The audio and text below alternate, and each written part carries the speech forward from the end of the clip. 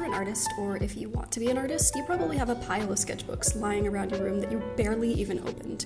You take a look at that beautifully crafted cover, run your fingers over the expensive paper, and then put it right back on the shelf, terrified to ruin the first page. Every artist that posts any sketch or work in progress from their sketchbook gets flooded with the questions. What sketchbook are you using? What kind of paper? What type of pencils or pens? What brand? And any artist worth their salt is going to answer the same thing. It doesn't matter. While artist quality materials that are good will make a difference in the long run, they aren't magical tools that will make you better at drawing overnight just by spending more money, and they're especially not going to make a difference when it comes to drawing in your sketchbook. All of these questions about materials or what to draw in your sketchbook or how to finish it miss the point entirely of how to actually use your sketchbook and really get the most out of it. After high school, but before art school, I took an intro to illustration class at a local community college, and I learned a lot about illustration and art in general in that class, but the most important thing I learned was not on the syllabus. One of the assignments of that class was to fill up at least 50 pages of a sketchbook by the end of the semester. Didn't matter what was in them, this professor was truly looking for quantity over quality. Looking back, it was probably an assignment meant to foster time management skills, but it did something completely different for me. At the beginning of the last day of class, I proudly opened my sketchbook to the 55th page, and to my absolute horror, my professor told me no. That's only 28 pages. I was dumbfounded. The back of the page did not count. I only had 28 pages, and I needed 22 more. And so the entire last day of class was spent scribbling furiously in the remaining pages of my sketchbook. One could barely even call it drawing. It was messy, scratchy, abstract. It looked like a 2-year-old had stolen my sketchbook, but goddammit, I got it done. And it taught me the most valuable lesson I've ever learned in my many years of studying art. It doesn't need to be perfect, it just needs to be done. But just for the sake of answering the question, the best kind of sketchbook is one you actually use. A fancy, expensive watercolor block is great, but you're not going to want to crack that open and just draw anything, which is what a sketchbook is for. That's too intimidating. What if you ruin that expensive paper on a crappy drawing? What a waste of money, right? So instead, just buy a cheap, hobby-grade sketchbook with a lot of paper so that you won't feel bad for actually using your sketchbook. While a perfect, Insta-worthy sketchbook spread with all the Polaroids and paint chips is all well and good, that's not what a sketchbook is for. I recently watched a video where an artist tries to fill a 300-page sketchbook in less than 2 weeks. They started the first day doing 6 full double-page spread paintings, and while yeah, they were beautiful, they were also incredibly unsustainable. If you start your sketchbook with some incredible work of art that you slave over for hours, the pressure of maintaining that same level of quality for every page is going to stop you from picking it up again. So if I could give you one piece of advice for how to start a sketchbook, it would be this. Mess it up as soon as you can. Be messy, be sloppy and experimental, jot down ideas. If a sketch doesn't turn out how you like it, draw it again, try a new angle, just get your ideas out of your head and onto the page.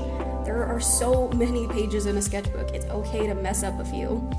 And that brings us to our first way to use a sketchbook, which is number 1, brainstorm, ideate. The average person has more than 6,000 thoughts in one day. Some of those thoughts are ideas, and some of those ideas are really good ones. A sketchbook is a great place to find out which ideas are the good ones and which are the bad ones. Get them out of your head and onto the page. I'm sure that you have plenty of OCs or D&D characters floating around inside your head. What do they look like? What do they like to wear? What did they look like when they were a kid? What does their home look like? Do they have siblings? What about pets? What do they look like?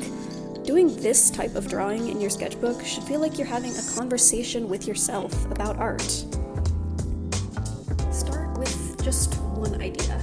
Draw what you think it should look like, and then if it's not right, try to figure out why, and draw it again. Make thumbnails and try 100 different versions of the same idea. Draw it from different angles, change one thing, throw it away and start fresh from scratch. And hey, maybe you nailed it the first time you tried drawing it. But are you going to know for sure if you don't try working with more ideas? The second way to use a sketchbook is to just doodle. Really, just play, draw fan art or pretty girls or cats or whatever makes you happy. This is your judgment-free time to just enjoy the process of drawing.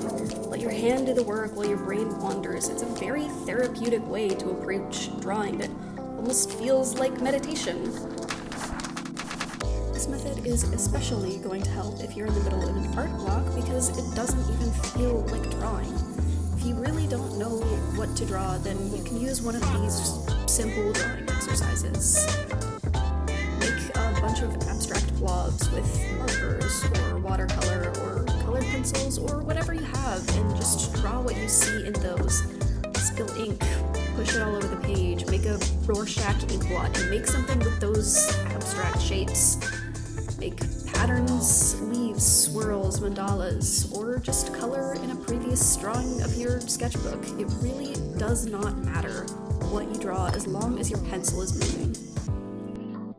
It really doesn't matter if it looks messy or silly. I mean, look at what I'm painting. This is probably the goofiest looking page in my sketchbook, and yeah, it'll probably feel silly to draw just for the sake of drawing if you're used to drawing really seriously and studying, but this part of the creative process is actually really important too, so give yourself a break and let yourself just draw for once.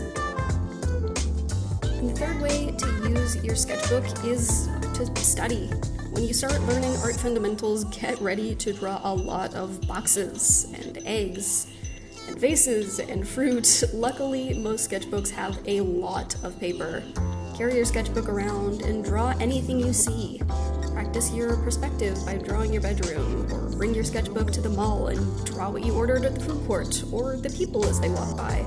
Practice by observing the real world, not other people's drawings, and you'll start noticing that there's beauty everywhere you look. If you're just starting out, the first thing you're going to have to learn isn't actually about drawing at all. You're going to have to learn how to observe the world around you through the lens of an artist. You're going to start noticing things like composition and color, and learn about how the world looks and how it works. You don't have to make all of these studies look pretty as long as you're seeing them and, more importantly, learning from them. Sketchbooks are an amazing tool, and they should be seen as just that, a tool for the process of creating art. If you treat the whole book as the final product, that's a great way to never finish it and to burn yourself completely out in the process. The best way to use a sketchbook is to just draw, not to worry too much about what it looks like.